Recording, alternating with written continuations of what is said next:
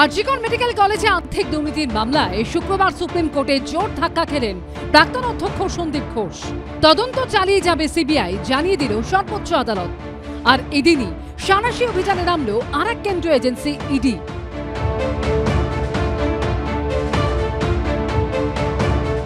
বৃহস্পতিবার দিনভর 12 জায়গায় তল্লাশি অভিযান চালালো তারা। সন্দীপ ঘোষের বাড়ি থেকে বিলাসবহুল বাংলো, সন্দীপ ঘোষের এই বেলেঘাটার বাড়িতে তল্লাশি অভিযান চালাচ্ছেন তারা। আমি একটু ছবিটা দেখাতে বলবো আমার সহকর্মী অভিজিৎকে। 4 তলা এই বাড়ি এবং এই বাড়িতেই সন্দীপ ঘোষ তার পরিবারকে নিয়ে থাকতেন এবং গোটা বাড়ি জুড়েই কিন্তু ইডি আধিকারিকদের তল্লাশি অভিযান চলছে। মূলত তার যে ব্যাংক অ্যাকাউন্ট, কত ব্যাংক অ্যাকাউন্ট রয়েছে, সেখানে কি কি লেনদেন হয়েছে, কোথায় কোথায় লেনদেন হয়েছে এবং এছাড়া কোথায় কোথায় স্থাবর অস্থাবর সম্পত্তি রয়েছে, সেই সমস্ত খতিয়ান নিচ্ছেন ইডি আধিকারিকরা। শুক্রবার সকাল 6:40 কেন্দ্রীয় বাহিনী নিয়ে আরজিকর মেডিকেলের প্রাক্তন অধ্যক্ষ সন্দীপ ঘোষের বেলেঘাটার বাড়িতে পৌঁছে যায় ইডি। বাড়ি তালাবন্ধ থাকায় প্রায় 3 ঘন্টা বাইরে দাঁড়িয়ে থাকতে হয়, ঠিক যেমন অপেক্ষা সিবিআইকেও করতে হয়েছিল। এরপর সকাল 9:30 নাগাদ সন্দীপ ঘোষের স্ত্রী এসে তালা খোলায় বাড়ির ভিতরে ঢুকতে পারেন ইডির আধিকারিকরা। সিবিআইয়ের পর এবার সন্দীপ ঘোষের বাড়িতে ইডি আধিকারিকরাও শুক্রবার সকাল 6:40 নাগাদ বেলেঘাটায় সন্দীপ ঘোষের বাড়িতে হানা দেয় ইডি আধিকারিকরা। কিন্তু সেই সময় বাড়ি তালা বন্ধ ছিল। প্রায় 3 ঘন্টা অপেক্ষা করার পর সন্দীপ ঘোষের স্ত্রী সঙ্গীতা ঘোষ তিনি এসে বাড়ির এই তালা খুলে দেন এবং ইডি আধিকারিকরা তারপর ভিতরে প্রবেশ করতে পারেন। মূলত আরজিকরের যে দুর্নীতিকাণ্ড, সেই দুর্নীতিকাণ্ডের টাকা সন্দীপ ঘোষ কোথায় কোথায় দিয়েছেন এবং সেই টাকা কোথায় রয়েছে, শুধু তাই নয় সন্দীপ ঘোষ একাই নাকি তার থেকে আরও কেউ বেনিফিশিয়ারি রয়েছে, এই সমস্ত প্রশ্নের উত্তর খুঁজছেন ইডির আধিকারিকরা। সন্দীপ বাবুর বিরুদ্ধে যে অভিযোগগুলো উঠছে এগুলো নিয়ে কি বলবেন? এগুলো সম্পূর্ণ মিথ্যা, আমরা ফুললি কোঅপারেট করব। হুগলির চন্দননগরে সন্দীপ ঘোষের শ্বশুর বাড়িতেও হানা দেয় ইডি। তবে বাড়ি তালাবন্ধ থাকায় ফিরে যেতে হয় তদন্তকারীদের। সেখান থেকে সকাল 11:30 নাগাদ এয়ারপোর্টের কাছে মিলনপল্লীর একটি আবাসনে সন্দীপ ঘোষের শালিকার ফ্ল্যাটেও পৌঁছে যান ইডি অফিসাররা। তল্লাশি শুরুর পর জানা যায় এখানে একটি ফ্ল্যাট ভাড়া নিয়ে ইদানিং থাকছেন সন্দীপ ঘোষের শ্বশুর শাশুড়ি।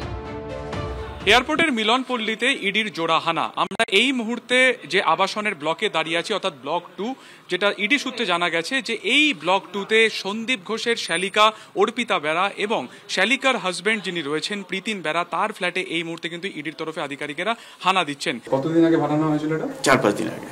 আচ্ছা, আজকে কোনো গাড়িতে কোনো জিনিসপত্র নিয়ে? না, 2-3 দিন আগে গাড়িতে জিনিসপত্র ঢুকিয়েছে, সেটা দেখেছি। এদিকে ইডির আরও একটি টিম সকাল 6:45 নাগাদ পৌঁছে যায় দক্ষিণ 24 পরগনার সুভাষ গ্রামে আরজিকর মেডিকেলের প্রাক্তন অধ্যক্ষ সন্দীপ ঘোষের ঘনিষ্ঠ প্রসূন চট্টোপাধ্যায়ের বাড়িতেও। চিকিৎসককে ধর্ষণ খুনের ঘটনায় সেমিনার হলে ভাইরাল ভিডিও দেখা যায় এই প্রসূন চট্টোপাধ্যায়কে। সুভাষ গ্রামে পাড়া থেকে প্রসূন চট্টোপাধ্যায়ের বাড়ি থেকে ইডি আধিকারিকেরা বেরিয়েছেন এবং প্রসূন চট্টোপাধ্যায়কে কর্ডন করে এখন নিয়ে যাওয়া হচ্ছে। প্রসূন চট্টোপাধ্যায়কে আটক করে ইডি অফিসাররা নিয়ে যান ক্যানিংয়ের মধ্যনারায়ণপুর গ্রামে প্রাক্তন অধ্যক্ষ সন্দীপ ঘোষের এই বাংলোয়, যার দেওয়ালে বড় বড় করে লেখা সঙ্গীতা সন্দীপ ভিলা।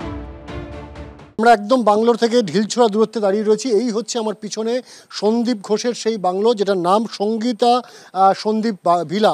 সেই বাংলোতেই কিন্তু প্রায় 2.5 থেকে 3 ঘন্টা হয়ে গেল ইডি আধিকারিকরা ঢুকেছেন এবং তার থেকে বড় কথা তার যে সহকারী রয়েছেন, আত্মসহায়ক, সেই প্রসূন চট্টোপাধ্যায়কে নিয়েই কিন্তু এখানে দীর্ঘ 2.5 ঘন্টা ধরে কিন্তু তল্লাশি চালাচ্ছেন ইডি আধিকারিকরা। এই বাড়িটা কার বাড়ি? এটা ডাক্তার সন্দীপ ঘোষ। কতদিন হয়েছে বাড়িটা করেছে? 75 দিন।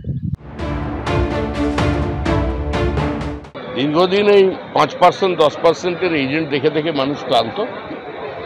ছোট মাছ খেয়ে মানুষের আর মন ভরছে না, মানুষ বড় মাথার সন্ধান করছে। দুর্নীতির অভিযোগে সারবত্তা থাকলে তারা যাদের বিরুদ্ধে তদন্ত চলছে, আই রিপিট, তারা উচ্ছন্নে যাক, তার সঙ্গে আমাদের কোনো সম্পর্ক নেই। সাঁকরাইলে সন্দীপ ঘোষ ঘনিষ্ঠ ভেন্ডার বিপ্লব সিংহর বাড়ির ঢিলছোড়া দূরত্বে তার ঘনিষ্ঠ কৌশিক কোলের বাড়িতেও পৌঁছে যায় ইডি। এছাড়াও আরও একাধিক ব্যবসায়ীর বাড়িতেও তল্লাশি চালায় ইডি। এবিপি আনন্দ।